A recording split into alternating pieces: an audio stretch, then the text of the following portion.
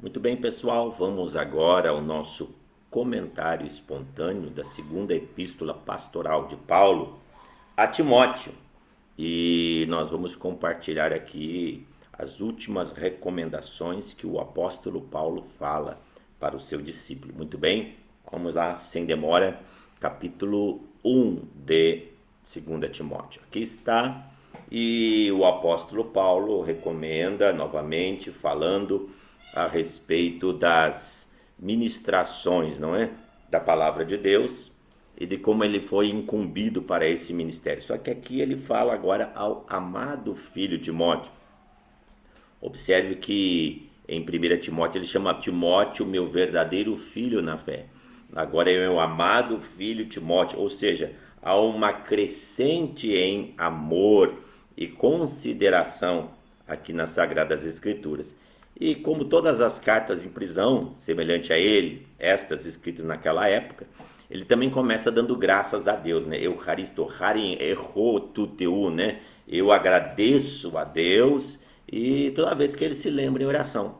Eu falei lá nas epístolas em prisão, o apóstolo Paulo dedica os últimos momentos da sua vida para interceder e orar a favor da igreja e a favor dos seus discípulos, não é? E é o que ele está fazendo aqui também com Timóteo, em nome de Jesus.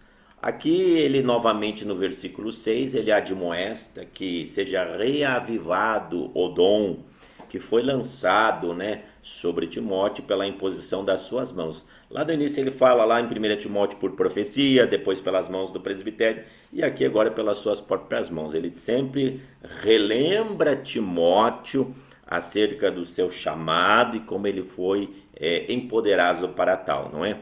Porque Deus não deu espírito de covardia, mas poder, amor e com moderação. Por quê, né? Por causa dos sofrimentos, por causa das perseguições e daquilo que Paulo estava sofrendo naquele momento, né? Ele falando a respeito disso, né? E é Deus que chamou para essa santa vocação, não as nossas obras, mas conforme a graça. E ele fala no qual também ele foi designado. Como eu falei, citei ali em 1 Timóteo, né? Paulo não foi só designado como apóstolo, mas como pregador, apóstolo e mestre, conjugando, combinando os seus ofícios ministeriais perfeitamente. E é por causa disso que ele está sofrendo, mas ele tem fidelidade, ele tem crença de que Deus vai guardá-lo até aquele dia. Começa assim uma tonalidade escatológica nessa epístola que ele vai proceder nos versículos abaixo, perfeitamente, né? E aí ele fala um pouco dos acontecimentos que surgem sobre ele, do que está lá em Roma, como ele ficou aquele período de tempo em Roma. E aqui entra uma ponderação. Há alguns que creem que Paulo foi supliciado no ano 64 depois de Cristo. Então todas estas situações se deu naquele momento lá do finalzinho de Atos 28.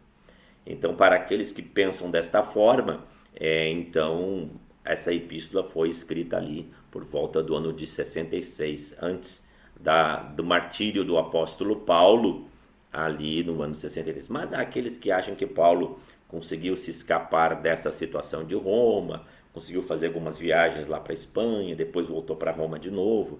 A esses atribuem a morte de Paulo, seu martírio, sua decapitação lá por volta no 67, 68. O fato é que ninguém consegue provar isso, então é tanto fácil para nós se foi em 63 ou se foi em 64, se foi em 68. Não muda o fato de Paulo ter escrito esta carta nos últimos dias de sua vida aqui na terra, de seu ministério terreno. Muito bem, dado esta explicação, continuamos, né, acerca disso, né? E ele fala a respeito desses irmãos que ali serviram a Cristo. E por fim deste comentário, que fizeram 2 capítulos, capítulo 1 e capítulo 2 de 2 Timóteo, ele diz: olha, Timóteo, então você se fortalece, se fortifica na graça que está em Cristo Jesus. E esta graça transmite a pessoas que têm o mesmo coração, que têm a mesma idoneidade. Lembra do que nós falamos ali em 1 Epístola de Timóteo? Que os critérios de Paulo estavam mais relacionados aos critérios morais, aos critérios da índole, da fidelidade, da integridade, da sinceridade do coração. É esses critérios que o apóstolo Paulo agora determina que Timóteo possa transmitir essas informações, não é? Para que outros possam dar continuidade e esse sucessivamente transmitir esta continuidade ministerial para pessoas que tenham o mesmo espírito, tenham o mesmo coração. Perfeitamente, fala a respeito da abnegação daqueles que se servem para Cristo, que realmente eles se dedicam para a obra do Senhor e que, portanto, né, eles devem esperar também reconhecimento e remuneração nesse sentido.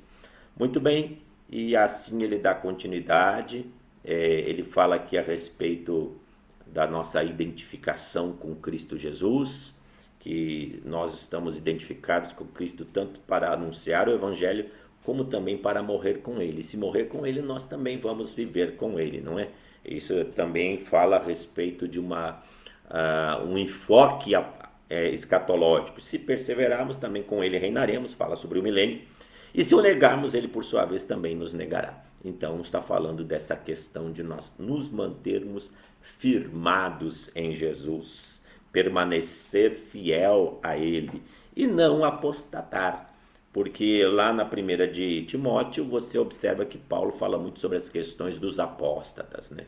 Daqueles que se apostataram. E é sobre isso que ele trata, né? Que, portanto, o obreiro ele tem que ser fiel a Deus, ele não pode se enveredar para contendas, para discussões, para subversão. Pelo contrário, ele tem que manejar bem a palavra da verdade, evitar igualmente os falatórios inúteis e profanos. Você observa que até no final da vida o apóstolo Paulo continua utilizando esse estilo literário, né, de paralelismo. Ora ele fala daquilo que é bom, ora ele faz uma reprimenda, ora ele volta a falar daquilo que é bom de novo e elogia, ora ele volta, sempre nesse paralelismo de ideias, nessa constante diátribe ou dialética encontrada aqui. Evita os falatórios inúteis, profanos, né? E aí mais uma vez ele fala, conforme aconteceu com Himeneu e Fileto, né? E assim por diante. E ele diz assim, portanto, aquele que conhece a Deus, Deus sabe quem é dele, e aquele que conhece a Deus deve se apartar da injustiça, né?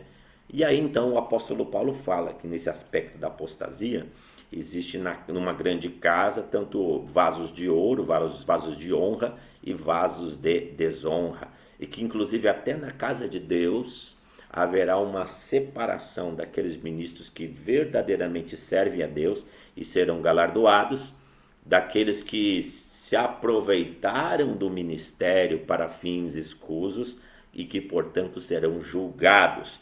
É um aspecto escatológico, né? E a pessoa que determina, é ele que vai determinar se ele quer servir a Deus de modo íntegro, e é ele que também vai se corromper e que, portanto, sofrerá a justa condenação. E ele está falando sobre estas coisas. Ele diz novamente que não deve haver contendas, deve fugir de questões insensatas, absurdas, algo que ele já havia falado lá na 1 Timóteo, ele continua endossando aqui em 2 Timóteo, não é? E falando que ele deve disciplinar com mansidão aos que se opõem, para quem sabe, né, na dúvida, alguns desses possam se arrepender e retornar da insensatez, vir à sensatez, né? Livrando-se dos laços do diabo. Muito bem, queridos, este aqui é o primeiro comentário, né? Capítulo 1, capítulo 2 da segunda epístola de Timóteo. Portanto, nós já estamos concluindo esse comentário espontâneo. Fique na fé, fique firmado com Jesus, se deleite na palavra do Senhor e tenha um ótimo dia. Deus abençoe em nome de Jesus.